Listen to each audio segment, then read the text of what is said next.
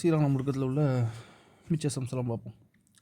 இதை பாருங்கள், ஒரு பொருள் வந்து என்ன சொல்கிறாங்க, கிழக்கு நோக்கி பயணித்து கொண்டு இருக்குங்காங்க. எவ்வளோ திசைவேகத்தில்? 9 மீட்டர் பெர் வினாடி என்ற திசைவேகத்தில் பயணித்து கொண்டு இருக்குங்க. இதனுடைய முடுக்கம் வந்து 2 மீட்டர் பெர் செகண்ட் ஸ்கொயர் எங்கே இருக்குங்க நமக்கு? இது கேட்கலாம். அது மேற்கு நோக்கி இருக்குங்க. என்னுடைய முடுக்கம் இது கிழக்கு நோக்கி இருக்குது அப்படின்னா அது எதை நோக்கி இருக்குது? எனக்கு மேற்கு நோக்கி இருக்குங்காங்க. இப்போ என்ன கேட்கணும்னா 5வது வினாடியில் 5வது, சரிங்களா, 5வது நொடியில் அது கடந்த இடப்பெயர்ச்சி மதிப்பை காண்க. 5வது அப்படின்னு சொல்லிட்டாங்களா? அப்போ எந்த ஃபார்முலா யூஸ் பண்ணுவோம்? S is equal to U plus A/2 into 2t minus 1, இந்த ஃபார்முலா. ஆனால் இங்கே நல்லா பாருங்கள், என்னுடைய திசைவேகம் வந்து கிழக்கு நோக்கி இருக்குன்னா முடுக்கம் வந்து மேற்கு நோக்கி இருக்குது. அப்படின்னா ரெண்டுமே எதிர திசையில் இருக்கா? அப்போ ஃபார்முலா என்ன போட்டுக்கலாம்? நமக்கு மைனஸாக போட்டுக்கலாம். இப்போ S is equal to U minus A/2 into 2t minus 1. யூக்கு பதிலாக என்னது? 9 மைனஸ் முடுக்குக்கு பதிலாக 2/2 இன்ட்டு காலம் 5வது நொடின்னு சொல்லிட்டாங்களா, -1. அப்போ 9 மைனஸ் 2 அடி கொடுத்தா 1, 10 மைனஸ் 1 9, அப்போ 0. அப்போ இந்த சமக்கு சரியான பதில் என்ன போகும்? நமக்கு 0 என்பதே சரியான பதில். ஓகே, அது சொன்னாங்க.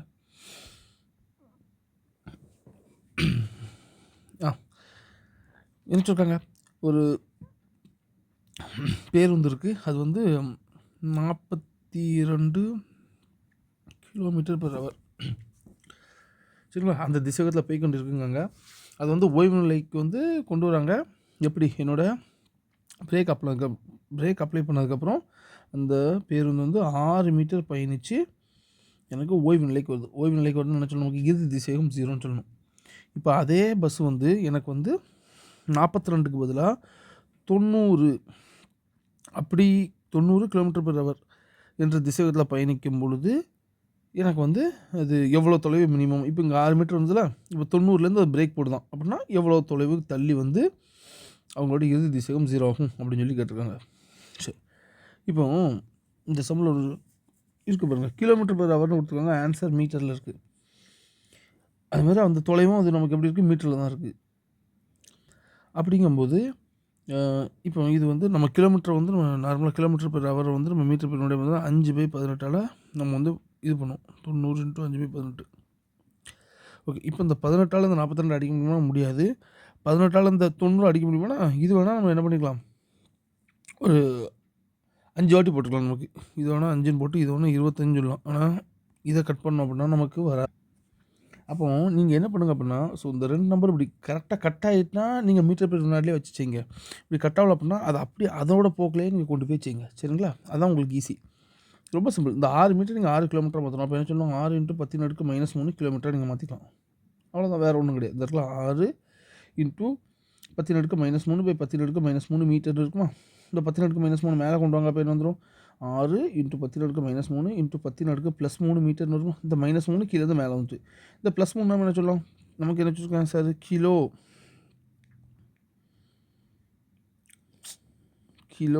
அப்படின்னு சொன்னால் 10⁻³ இருக்குன்னா, அப்போ இது போல் 10⁻³ அப்போ 6 × 10⁻³ கிலோமீட்டர்னு வந்துட்டு. அவ்வளோதான், மாற்றிட்டோமா? சரி, இப்போ ஃபார்முலா அப்ளை பண்ணுங்கள். நமக்கு என்ன ஃபார்முலா தெரியும்? இப்போ 3வது ஃபார்முலா. இது வந்து சீரான முடுக்கத்து தான் போகுது. ஏன்னா என்னோட திசைவேகம் என்ன பண்ண ஆரம்பிச்சிட்டு எனக்கு குறைய ஆரம்பிச்சிட்டு. ஓகேங்களா, ஏன்னா 42லேருந்து கடைசியில் திசைவேகம் 0 ஆகுது. அப்போ V² = U² - 2AS. சரிங்களா, அப்போ இது திசைவேகம் 0.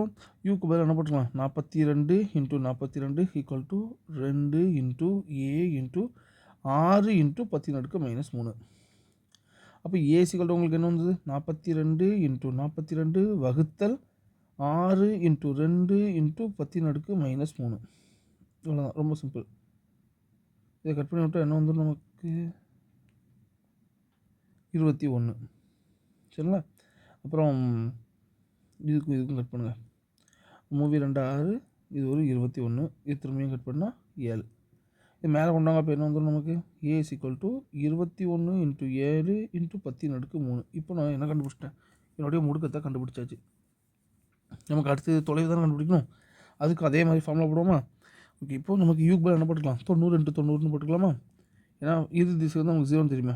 அதனால் 90 × 90 = 2 இன்ட்டு ஏக்கு பதில் என்ன போட்டுக்கலாம் 21 இன்ட்டு 7 இன்ட்டு 10^3 இன்ட்டு நமக்கு தேவையான அந்த எஸ் டேஷ்.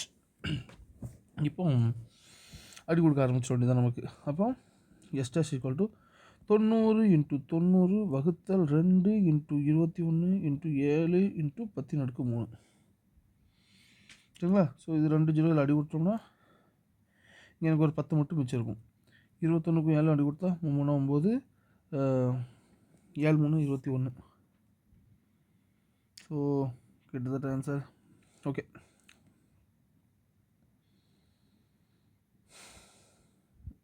ஆமாம் வேறு வழி கிடையாது. ஓகே, அப்போ வந்து 7 நமக்கு என்ன வரும் 49. இது 93 என்ன வந்துடும் உங்களுக்கு 27/49 இன்ட்டு 2 இன்ட்டு 10 ஸோ 20. சரிங்களா? ஓகே, இப்போ இந்த 27/49 இது கிட்டத்தட்ட பார்த்தோம்னா 25 இன்ட்டு 2 அப்படின்னு நமக்கு சொல்லலாம் 50ன்னு சொல்லுவோம். ஸோ இது 49 கொஞ்சம் கூடுதலாக தான் இங்கே இருக்குது.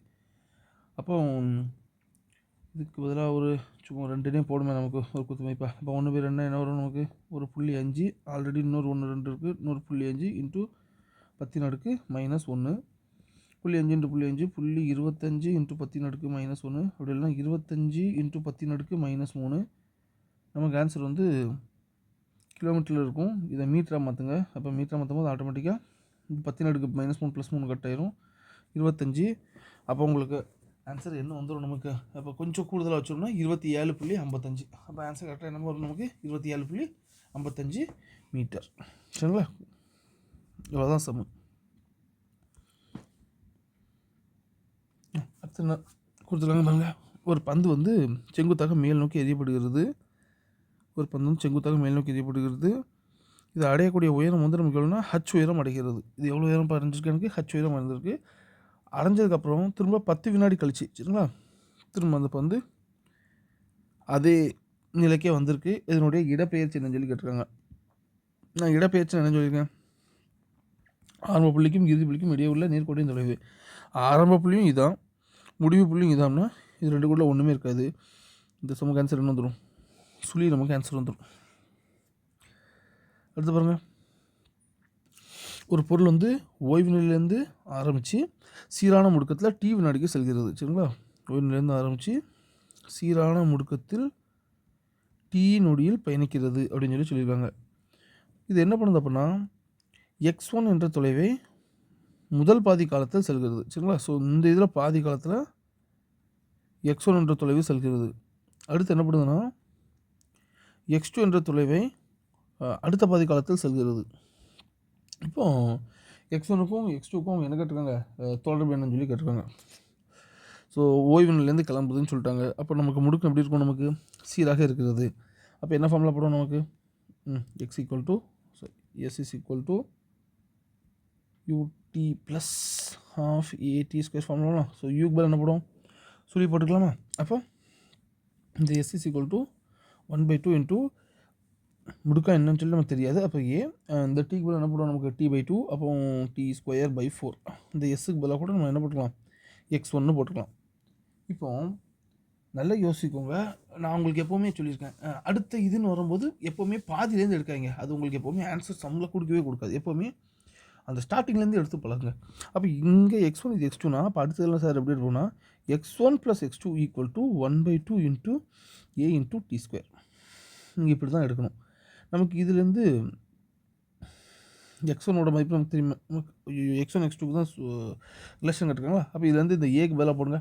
அப்போ இங்கே a = என்ன வந்துடும் நமக்கு 4 2 8 8x1/t². என்ன வந்துடும் 8x1/t². இப்போ இந்த ஏக்கு பதிலாக போடுங்க x1 + x2 = 1/2 into 8x1/t² into t² அடி கொடுத்துலாமா. இந்த 2க்கும் 4 அடி கொடுத்தா 4. அப்போது x2 = 4x1 - x1 நமக்கு என்ன வந்துடும் 3x1. அப்போ இதுக்கு சரியான பதில் என்னப்பா ஆப்ஷன் ஏ இதற்கு சரியான பதிலாக இருக்கும்.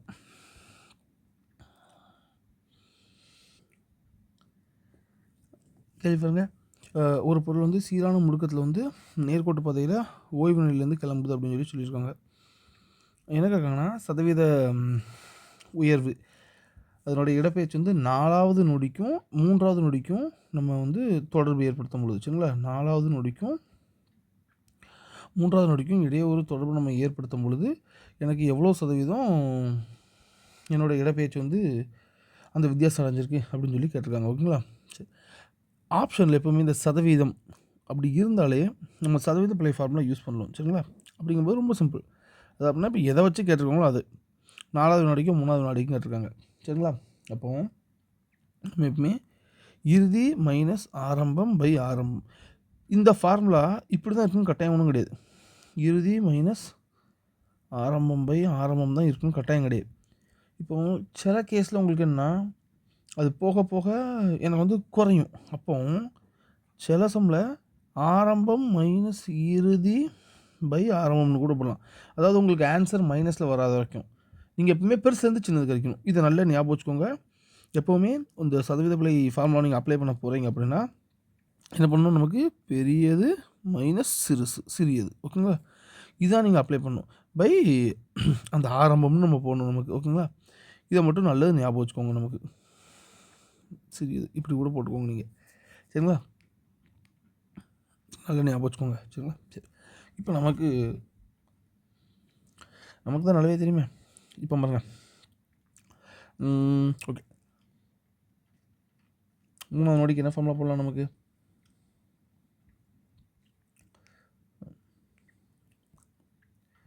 S3 is equal to u plus a/2 into 2 into 3 minus 1. யூக்கு பதில் என்ன போடும் நமக்கு 0.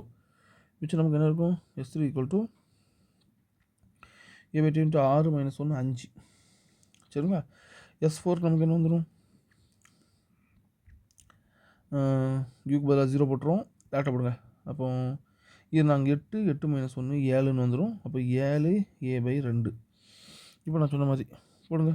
7a/2 மைனஸ் 5a/2 வகுத்தல் 5a/2. ஓகேங்களா? 2க்கு அடி நல்லதுக்கு பொதுப்படையாக உள்ளது தான். அப்போ 2a/5a இன்ட்டு 100. ஏன்னா சதவீதத்தில் கட்டுறாங்கல்ல, இதையும் கட் பண்ணால் ஒரு 20 வந்துடும். அப்போ 2 × 20 40%. அப்போ இதுக்கு சரியான பதில் என்னது? இப்போ நமக்கு 40% தான் நமக்கு இது சரியான பதில். இந்த கணக்கு பண்ணுங்க. ஒரு பந்து வந்து என்ன பண்ணுதாங்க, ஒரு உயரமான ஒரு கட்டிடத்துலேருந்து விடுவிக்கப்படுகிறதுங்காங்க. அந்த கட்டிடத்தின் உயரம் நமக்கு என்ன சொல்லியிருக்காங்க? ஹச்சுன்னு சொல்லியிருக்காங்க. சரிங்களா? இதனுடைய கடைசி ஒரு நொடியில், சரிங்களா, அந்த கடைசி ஒரு நொடியில் இது கடந்த தொலைவு வந்து என்ன சொல்லியிருக்காங்க அப்படின்னா, இந்த உயரமும் இதனுடைய முதல் 3 வினாடியில் இது கடந்த தொலைவும் சமம் இருக்காங்க. சரிங்களா? இப்போ கடைசி நொடி இது கடந்த தொலைவு வந்து ஹச்சுன்னு வச்சுக்கிட்டோம் அப்படின்னா, இது ஹச் டேஷ்னு வச்சுக்கிட்டோம் அப்படின்னா, முதல் 3 வினாடியில் அது கடந்த தொலைவும் ஹச் டேஷ். இந்த 2 வேல்யூவும் சமமாக இருக்கும் பொழுது நமக்கு அந்த கட்டிடத்தின் உயரம் என்ன அப்படின்னு சொல்லி கேட்டிருக்காங்க. சரிங்களா? சரி, இந்த கடைசி ஒரு நொடி அதாவது கடைசி நொடி அப்படின்னு சொல்லி சொல்லியிருக்காங்களா. நான் இந்த பந்து மேலேருந்து கீழே வரைக்கும் விழக்கூடிய காலத்தை சார் டி காலத்தில் இது கீழே விழுதுன்னு அஷ்யூம் பண்ணிக்கூடும். அப்படி நீங்கள் கருதப்பட்டது அப்படின்னா கடைசி நொடிங்கும்போது, அப்போ இப்போ ஒரு எக்ஸாம்பிளுக்கு 5 வினாடியில் அந்த பந்து கீழே விழுது அப்படின்னா கடைசி நொடிக்கும்போது நம்ம 5வது நொடியில் அது கடந்த தொலைவு அப்படின்னு தான் நம்ம சொல்லுவோம். சரிங்களா? அப்போ டியாவது நொடியில் அது கடந்த தொலைவு. அப்போ டியாவது என்ன சொல்லியிருக்கோம்? நமக்கு டியாவது நொடியில் அது கடந்த தொலைவு தானே சொல்கிறோம். அப்போ என்ன ஃபார்முலா பயன்படுத்துவோம்? Sn equal to u plus a/2 into 2t minus 1. யூக்கு என்ன போடுவோம்? 0 போடுறோம். சரிங்களா? அப்போ என்ன வந்துடும்? S is equal to a/2 into 2t minus 1. முதல் 3 நொடியில். அப்போ முதல் 3 நொடியில் 3வது நொடியில் 3 நொடியில் அப்போ என்ன ஃபார்முலா போடணும் நமக்கு? S is equal to ut plus half at square. So ஆரம்ப திசையும் நமக்கு என்னது 0ன்னு தெரியும். இந்த S equal to 1/2 into a into இந்த டீக்கு பதிலாக 3 ஸ்கொயர். அப்போ என்ன பண்ணலாம்? 9a/2.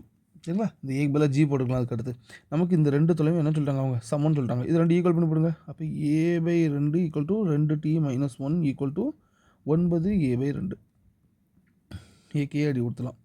இப்போ 2t equal to 10, t equal to 5. அப்போ மொத்தமாக இது கீழே உள்ளதுக்கு எவ்வளோ காலம் எடுக்கு? இந்த t ஈக்குவல் டு 5 நொடி எடுக்கு. இப்போ என்ன கேட்டிருக்காங்க? நமக்கு இந்த உயரம் கேட்டிருக்காங்க.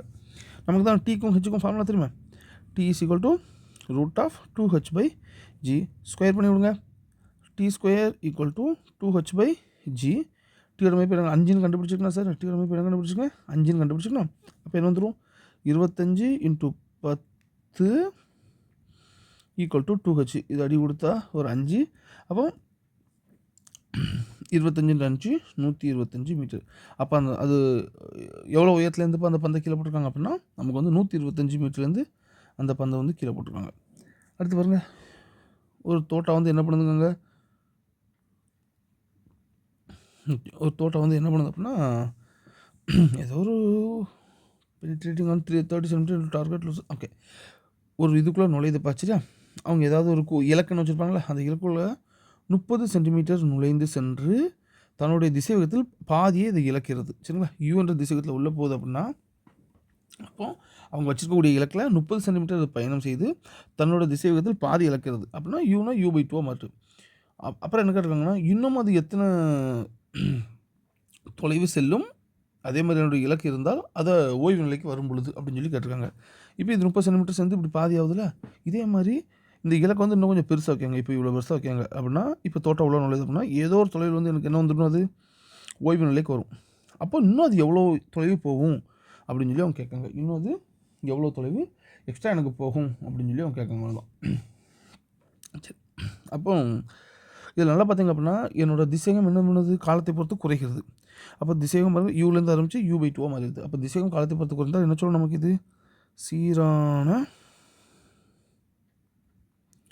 முடுக்கத்தில் செல்கிறது. என்ன சொல்ல நமக்கு, சீரான முடுக்கத்தில் செல்கிறது. அப்போ சீரான முடுக்கத்தில் செல்லுது அப்படின்னா இந்த 3 ஃபார்முலா ஏதோ ஒரு ஃபார்முலா நம்ம எடுத்துக்கலாம், தாராளமாக எடுத்துக்கலாம். சரிங்களா, ஓகே. இப்போ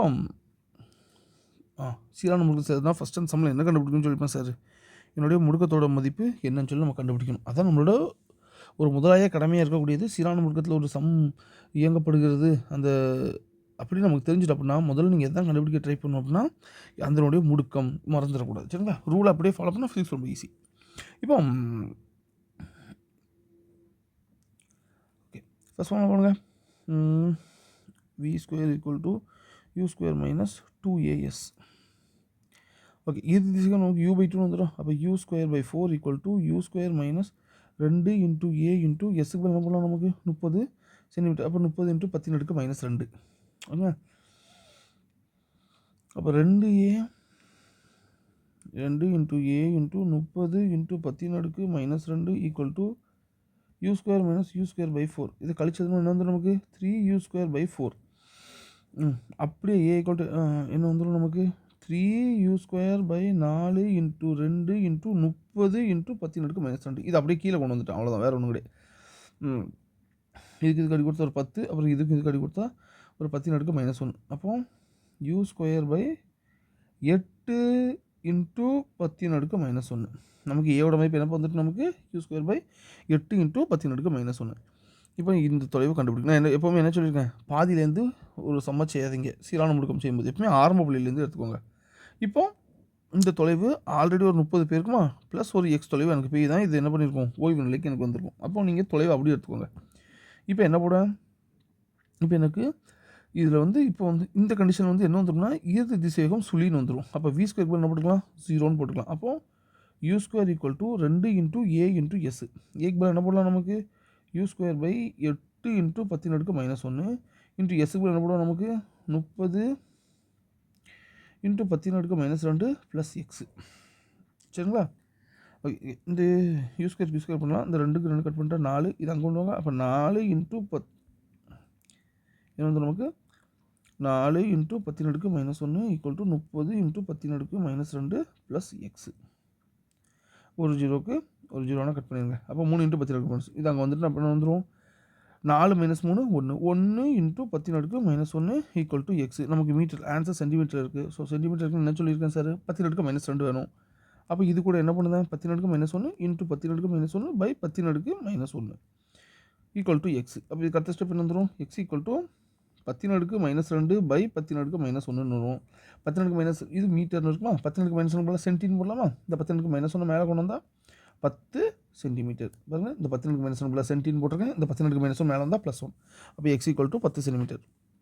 அப்போ அதுக்கப்புறம் அது என்ன பண்ணுது எனக்கு 30க்கு அப்புறம் இன்னொரு 10 சென்டிமீட்டர் பயணித்த உடனே அது என்ன வந்துடுது எனக்கு அது ஓய்வு நிலைக்கு வந்து விடுகிறது. இப்போ பாருங்க என்ன சொல்லுங்க, ஒரு பந்து வந்து ஒரு உயரம் உள்ள ஒரு கட்டிடத்துலேருந்து கீழ் நோக்கி முதல்ல ஆரம்ப திசைகம் 0லேருந்து எரியப்படுகிறது அப்படிங்காங்க. அப்புறம் 6 வினாடிக்கு பின்னர் இன்னொரு பந்து, அப்போ இந்த பந்து வந்து இங்கே பயணிச்சுட்ருக்கும். கரெக்டாக 6 வினாடிக்கு பின்னர் இன்னொரு பந்து வந்து வி என்ற திசைவேகத்தில் வந்து எரியப்படுகிறது. இதே இடத்துல இருந்துச்சுங்களா. 6 வினாடிக்கு பின்னர் வி என்ற திசைவேகத்தில் ஆரம்ப திசைவேகம் வி என்று எரியப்படுகிறது. இந்த 2 பந்தும் கரெக்டாக என்ன பண்ணுது அப்படின்னா 18 வினாடிக்கு பின்னர் ஒன்றை ஒன்று சந்திக்கிறது. இப்போ என்ன கேட்குன்னா, இது எரியப்பட்ட அந்த திசைவேகத்தோட மதிப்பு என்னன்னு சொல்லி கேட்குங்க. அதாவது அந்த பந்து எரியப்பட்ட அந்த திசைவேகத்தினுடைய மதிப்பு என்ன அப்படின்னு சொல்லி கேட்டிருக்காங்க. ஓகே, ரெண்டுக்கும் அப்போ எது மட்டும் சமமாக இருக்குன்னா காலம் மட்டும் சமமாக இருக்கும்னு கிடையாது, அது பயணித்த அந்த உயரமும் எனக்கு சமமாக தான் இருக்கணும். ஏன்னா ரெண்டும் ஒரே புள்ளியிலேருந்து எரியப்பட்டிருக்கு. 18 வினாடியில் ஒன்றை ஒன்று சந்திக்கிறது அப்படிங்கும்போது ரெண்டுக்கும் எனக்கு எதுவும் சமமாக தான் இருக்கும். நமக்கு அது பெறப்பட்ட அந்த உயரமும் நமக்கு எப்படி தான் இருக்கும், நமக்கு சமமாக தான் இருக்கணும். சரிங்களா. சரி, இப்போ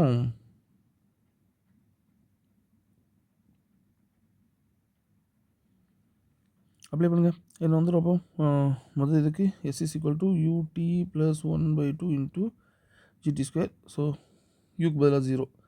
ரெண்டாவதுக்கு நம்ம எடுத்தோம் அப்படின்னா அதே தொலைவு தான் பயணிக்க போகுது. ஆனால் என்ன, இந்த யூக்கு பதிலாக மட்டும் என்ன போடும் நமக்கு VT + 1/2 × GT². இப்போ இந்த Sக்கு சமம், இந்த ரெண்டு ஈக்குவல் பண்ணி போடுங்க. அப்போ என்ன வந்துடும் 1/2 G × 18² = VT + 1/2 G × 18². சரிங்களா.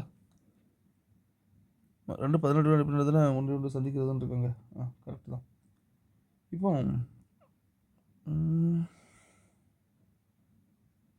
0ல் வருது. ஐயோ, ஒரே நிமிஷமா.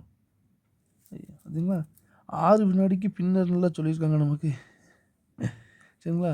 6 வினாடிக்கு பின்னர் அப்படின்னா இங்கே நான் வந்து சார் வந்து 18ன்னு போடக்கூடாது, என்ன பண்ணணும் 12ன்னு போடணும். ஏன்னா 18 - 6 12 வினாடி. அப்போ இது அங்கே கொண்டு வாங்க. அப்போ 1/2G பொதுவாக எடுத்துட்டிங்கன்னா 18² - 12² V × இந்த காலத்துக்கு போல் நமக்கு 12 வினாடின்னு வந்துடும்.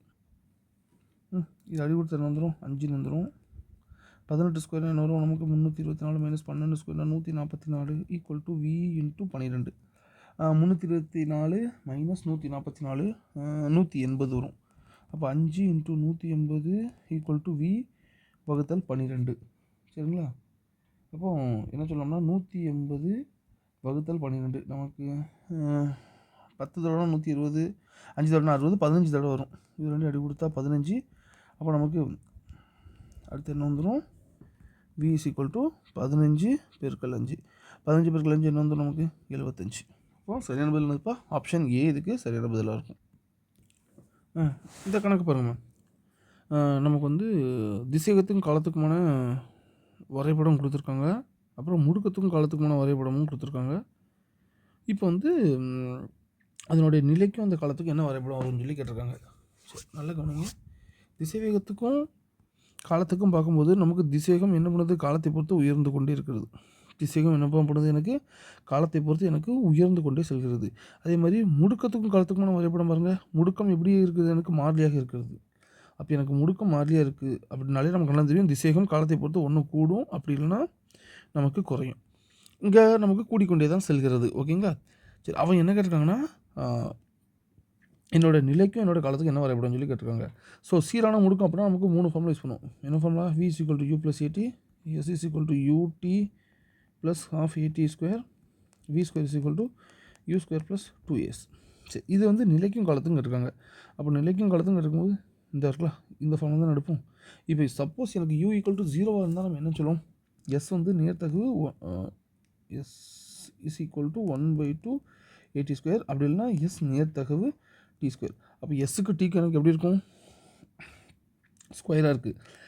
இந்த சமயம் பார்த்திங்கன்னா இது ஆல்ரெடி என்ன பண்ணிட்டுருக்கு, எனக்கு ஒரு ஆரம்ப திசைவேகத்தோடு தான் கிளம்பியிருக்கு. அப்போ இந்த கிராஃப் இப்படி தான் இருக்கும். ஏன்னா எஸ் என்ன வச்சுருக்காங்க, நேர்த்தகவு T². அப்போனா இது வந்து எப்படி, இது எதுக்கான சமன்பாடு அப்படின்னா பரவளையத்துக்கான சமன்பாடு. அதாவது இதுதான் பரவளையத்துக்கான சமன்பாடு. சரிங்களா. எஸ் நேர்த்தகவு T² இருந்தால் பரவளையம் மாதிரி இருக்கும். இந்த இடத்துல பரவளையம் இப்படி இருக்கும் நமக்கு. ஸோ அந்த பரவளையம் தான் பாதியிலேருந்து இனிமேல் தான் பரவளையம் இப்படியே ஆரம்பித்து செல்கிறது. சரிங்களா. அப்போ இதுக்கு சரியான போது இதுதான் வரும். சரிங்களா? அந்த கணக்கு பாருங்கள், என்ன கொடுக்கலாம் பாருங்கள். ஒரு பொருள் வந்து ஓய்வு நிலையிலிருந்து முடுக்கம் அடைகிறது அப்படிங்காங்க. இது முடுக்கத்தோட மதிப்பு வந்து ஆல்ஃபான்னு கொடுத்துருக்காங்க, சில காலத்துக்கு அப்படின்னு சொல்லியிருக்காங்க. அதுக்கப்புறம் அது என்ன பண்ணுது, எதிர்முடுக்கம் அடையப்படுகிறது. அந்த எதிர்முடுக்கத்தோட மதிப்பு என்ன சொல்லியிருக்காங்க, பீட்டான்னு சொல்லியிருக்காங்க. அதுக்கப்புறம் எதிர்முடுக்கம் அடைந்ததுனால் அது வந்து எனக்கு என்ன வந்துட்டு, எனக்கு ஓய்வு நிலைக்கு வந்துட்டு, இது மொத்தத்துக்குமான காலம் வந்து டி காலம் அப்படின்னு சொல்லியிருக்காங்க. இதில் அது பெறப்பட்ட அதிகபட்ச திசைவேகத்தின் மதிப்பு என்ன அப்படின்னு சொல்லி கேட்டிருக்காங்க. ஓகேங்களா? ஸோ ஒரு பொருள் மொத்தமாக டி காலத்துக்கு பயணிக்கு இதில் ஏதோ ஒரு இதுக்கு வந்து ஆல்ஃபா என்ற முடுக்கத்திலும் அடுத்து வந்து எதிர் முடுக்கமான பீட்டா என்ற முடுக்கத்திலும் செல்கிறது. மொத்தமான காலம் டி அப்படின்னு சொல்லிட்டாங்க. இதில் அது அடையப்பட்ட அதிகபட்ச திசைவேகம் கேட்டிருக்காங்க. ஃபஸ்ட்டு அது ஓய்வு நிலையிலேருந்து கிளம்புது, திரும்ப அது ஓய்வுக்கே வருதுன்னா அப்போ அது பெறப்பட்ட அதிகபட்சம் நமக்கு என்ன தெரியும், சீரான முடுக்கத்தில், ஏன்னா சீரான முடுக்கம் தான், ஏன்னா ஆல்ஃபாங்கிறது ஒரு மாறிலி தான் கொடுத்துருக்காங்க. சரியா? கான்ஸ்டன்ட் அப்படின்னு சொல்லி கொடுத்துருக்காங்க. அப்போ ஒரு பொருள் வந்து எனக்கு சீரான முடுக்கத்தில் செல்கிறது அப்படின்னா நம்ம என்னன்னு சொல்லுவோம், என்னோடய திசைவேகம் காலத்தை பொறுத்து என்ன பண்ணுவோம், ஒன்று கூடும், அப்படி இல்லைனா நம்ம என்ன பண்ணுவோம், குறையும். ஸோ இங்கே எனக்கு திசைவேகம் அழகாக கூடிக்கிட்டே இருக்கா, அப்போ இங்கே தான் எனக்கு இது என்ன பண்ணிருக்கோம், அதிகபட்சமாக எடுத்துருக்கோம். அதுக்கப்புறம் தான் திரும்ப குறைய ஆரம்பிச்சிருவேன். ஏன்னா இங்கே ஒரு 50 வந்து அடுத்து 49, 48 அப்படியே படிப்படியாக வந்து எனக்கு என்ன வந்துடும், எனக்கு இது அது ஓய்வு நிலைக்கு வந்துடும். இப்போ நம்ம கேட்டிருக்கிறது அந்த அதிகபட்ச அந்த திசைவேகம் தான் அவங்களும் கேட்டிருக்காங்க. சரிங்களா? ஓகே, இப்போ சம்மோட ஐடியா கிடச்சிட்டா நமக்கு. சரி, இப்போ நமக்கு திசைவேகம் தான் கண்டுபிடிக்கணும். இதுலேருந்து இது வரைக்கும் பயணித்த காலம் சார் T1 வச்சுக்கிட்டுதான், இதுலேருந்து இது வரைக்கும் பயணித்த காலம் T2. ஆனால் நமக்கு என்ன தெரியும்னா, அப்போது இந்த சம்மில் T1 plus T2 equal to மொத்த காலம் Tன்னு போட்டுக்கலாம். சரிங்களா? T1 ப்ளஸ் T2 என்னென்னு போட்டுக்கலாம், நமக்கு டி காலத்தில் அது பயணிக்கு அப்படின்னு சொல்லி நம்ம போட்டுக்கலாம். இப்போ ஏன்னா ஆன்சரும் நமக்கு அந்த டீ அடிப்படையில் தான் கேட்டுருக்காங்க. இப்போ நம்ம இந்த டீயை வச்சு தான் ஆன்சர் செய்யணும். சரிங்களா? சரி, இப்போ டி ஒன்று கண்டுபிடிக்க சார் யோசிக்க. அப்போ வி ஈக்குவல் டு என்ன சொல்லணும், ஃபஸ்ட்டு ஃபார்முலா யூ ப்ளஸ் ஏடி. சரிங்களா? இதில் எனக்கு ஆரம்ப திசைவேகம் 0, இதை எனக்கு அவன் அடையக்கூடிய அந்த அதிகபட்சம், அதனால் விஎம்னு போட்டுக்கிட்டேன். இந்த ஏக்கு பதிலாக ஆல்ஃபா இன்டூ டி, அப்போது இங்கே T1, அப்போ T1 is equal to VM by alpha. First ஒன்று கண்டுபிடிச்சிட்டேன். இப்போ சார் T2 கண்டுபிடிக்கிட்டா? ஓகே, இப்போ T2 போடுவோம். எனக்கு இறுதி திசைவேகம் வந்துட்டு நமக்கு 0 வந்துட்டா. ஓகே, ஆரம்ப திசைவேகம் விஎம்னு வரும். இங்கே ஆரம்ப திசைவேகம் விஎம், இறுதி திசைவேகம் சுழி. சரிங்களா? அப்போ இதே ஃபார்முலா திரும்பவும் போடுறேன் நான், v equal to u minus at. இந்த ஃபார்முலா ஏன், ஏன்னா காலத்தை பொறுத்து என்னோட திசைவேகம் என்ன பண்ணுது, எனக்கு குறைந்து கொண்டே இருக்குது. அப்போ ஃபார்முலா என்ன பண்ணணும், நமக்கு மைனஸ் போடணும். அப்போ இறுதி திசைவேகத்துக்கு பதிலாக என்ன போட்டுக்கலாம், நமக்கு சுழி, ஆரம்ப திசைவேகத்துக்கு பதிலாக விஎம். ஸோ இது அந்த பக்கம் ஒன்று வந்துட்டேன். அப்போ பீட்டா இன்டூ T2, அப்போ T2 is equal to VM by beta. அவ்வளோதான், கொண்டு வந்து இதில் அப்படியே போடுங்க. T1க்கு பதிலாக விஎம் பை ஆல்ஃபா ப்ளஸ் T2க்கு பதிலாக VM by beta equal to மொத்த காலம் டி. இதுலேருந்து பொதுவாக விஎம் எடுத்துருங்க. அப்போ என்ன வந்துடும், beta plus alpha by alpha beta equal to காலம், குறுக்கு பெருக்கல் பண்ணுங்கள். அப்போ என்ன வந்துடும், நமக்கு VM equal to alpha beta T divided by alpha plus beta. இதுதான் என்னது, நமக்கு தேவையான அந்த திசைவேகம். அப்படி பார்த்தோம்னா ஆப்ஷன் பி இதற்கு சரியான பதிலாக இருக்கும். இந்த கணக்கு பாருங்கள், என்ன சொல்லியிருக்காங்க, ஒரு கல் வந்து என்ன பண்ணுதுங்க அப்படின்னா, ஒரு உயரமான கட்டிடத்திலிருந்து இது வந்து கீழே விடப்படுகிறது அப்படின்னு சொல்லியிருக்காங்க. சரிங்களா? இது வந்து 5 நொடியில் தரையை வந்து அடைகிறது அப்படின்னு சொல்லிட்டாங்க. இப்போ இதை 3 நொடிக்கு பின்னர் இது அப்படியே நிறுத்தப்பட்டு விட்டது அப்படிங்காங்க. 5 நொடியில் கீழே வந்து சேர்ந்துருமா, 3 நொடியில். சரிங்களா? ஸோ என்ன சொல்லுவாங்க, 3 நொடியில் இது நிறுத்தப்பட்டுரும். அதுக்கப்புறம் திரும்ப நிறுத்தப்பட்டு திரும்ப அந்த கல்லை திரும்ப நம்ம போட்டோம் அப்படின்னா திரும்ப இந்த தொலைவை கிடக்கிறதுக்கு எவ்வளோ காலம் எடுக்கும் அப்படின்னு சொல்லி கேட்காங்க. நல்லா கேட்டுக்கோங்க, அந்த பந்தை நான் சும்மா அப்படியே விட்டேன் அப்படின்னா கரெக்டாக கீழே 5 நொடியில் வந்து சேர்ந்துருந்தாங்க. 3வது நொடியில் அதை நான் நிறுத்திட்டு திரும்ப அந்த பந்தை கீழே போடுறாங்க. அதுக்கப்புறம் எவ்வளோ வினாடி எடுக்கும் அப்படின்னு சொல்லி கேட்டோம்னா சும்மா 5 - 3 2ன்னு ஆன்சர் போட்டுறாங்கம்மா. அப்படி தப்பு. சரிங்களா? ஏன்னா இது சீரான முடுக்கத்தில் நகர்ந்து கொண்டு இருக்குது. சரி, இப்போ 5 வினாடியில் இது இருக்கக்கூடிய மொத்த உயரம், இது எவ்வளோ உயரத்தை கவர் பண்ணுன்னு சொல்லி பார்ப்போம். அப்போ S is equal to UT plus 1/2 GT square. யூக்கு பதிலாக 0. அப்போ S இஸ் ஈக்குவல் டு 1/2 ஜிக்கு அடிக்க ஒரு 5, டி ஸ்கொயருக்கு பதிலாக ஒரு 5, அப்படி இல்லைன்னா 5 × ஒரு 25. அப்போ S is equal to 125 metre உயரத்துலேருந்து அந்த பொருள் வந்து நமக்கு கீழே விழுந்திருக்கு. சரிங்களா? சரி, இப்போ 3 வினாடியில் அது எவ்வளோ தொலைவு கடந்திருக்குன்னு சொல்லி பார்ப்போம். 3 நொடியில் கடந்த தொலைவு பார்க்கணும்ல. சரி, அதே மாதிரி தான் எஸ் இஸ் ஈக்குவல் டு யூக்கு பதிலாக 0, 1/2 இன்ட்டு ஜிக்கு பதிலாக 10 இன்ட்டு 3 ஸ்கொயர். இது ரெண்டையும் அடி கொடுத்த 5, 3 ஸ்கொயர்னா 9, 9 45.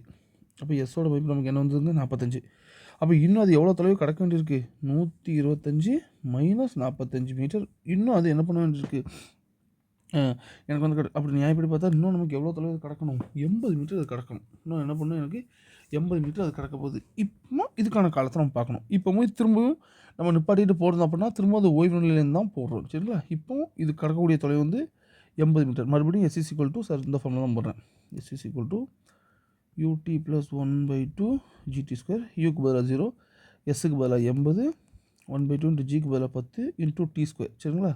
இந்த 0க்கு இந்த 0 அடி கொடுத்துலாம். குறுக்கு பெருக்கல் பண்ணால் 8 into 2 equal to T square. அப்போ 8 வந்து 2 பெருக்கல் 2 பெருக்கல் 2 into 2 equal to T square.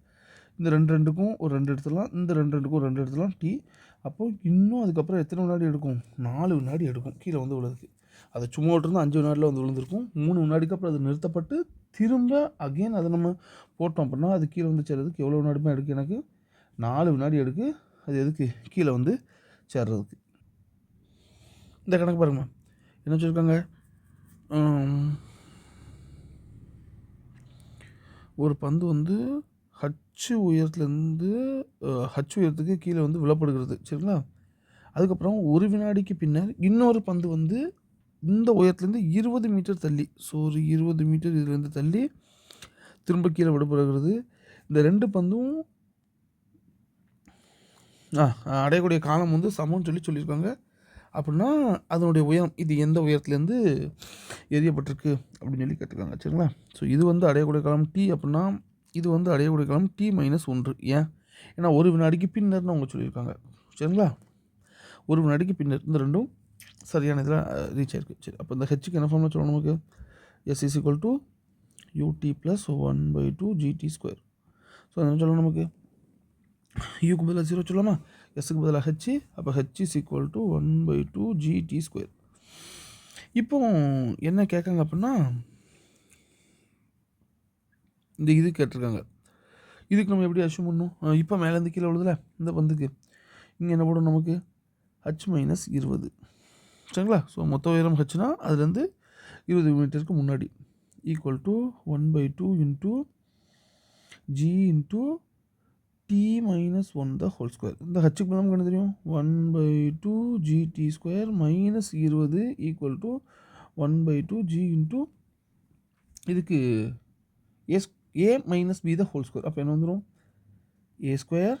ஓகேங்களா? A square minus b square, a square plus b square minus 2ab. இதுதான் ஃபார்முலா வரும். சரிங்களா? A minus b the whole ஸ்கொயருக்கு ஃபார்முலா. இப்போ அப்படியே உள்ளே கொண்டு போயிருங்க. 1/2 GT square minus 20 equal to 1/2 GT square plus 1/2g minus 2t into 1/2g. இந்த 2 கட் பண்ணிடும். இந்த 1/2 ஜிடி ஸ்கொயருக்கு இது ப்ளஸ் அங்கே வந்தால் மைனஸ் வந்துடும். அப்போ மைனஸ் 20 ஈக்குவல் டு இது அடி கொடுத்த ஒரு 5 ஜிக்கு 5 மைனஸ் ஒரு ஜி. ஓகேங்களா? 2 ஜிடி இதை கொண்டு வாங்க. அப்போ ஜிடி இஸ் ஈக்குவல் டு 5 கூட்டல் 20, இது ஒரு 25. அப்போ டி இஸ் ஈக்குவல் டு 25/10. அப்போ டீனுடைய மதிப்பு 2.5 வினாடி. டீனோட மதிப்பு என்ன? 2.5 வினாடி. அதை கொண்டு இதில் சப்ஸ்டிட் பண்ணுங்கள். H is equal to 1/2 into ஜிக்கு பதிலாக 10 இன்ட்டு 2.5 இன்ட்டு 2.5ன்னு போடணுமா? ஓகே, 2.5னா சார் வந்து 5/2 போடலாமா? அப்போ 5/2 இன்ட்டு 5/2. சரிங்களா? எப்படிப்பட்ட ஒரே மாதிரி தான் வரப்போகுது நமக்கு. இது ஒரு 5 அடி கொடுத்தோம் அப்படின்னா இங்கே ஒரு 2 மட்டும் வச்சுருக்கோம். அப்போ 5 × 5 25, 125/4. இது அடி கொடுத்தோம்னா 3, 31 புள்ளி மிச்சம் 1. அப்போ 10க்கு 2. ஓகே, அப்போ 31.2 சரியான பதிலாக இருக்கும். 31.25 கிட்ட வரும். ஓகேங்களா? அப்போ சரியான பதில் என்ன வரும் நமக்கு? ஆப்ஷன் சி இதற்கு சரியான பதில்.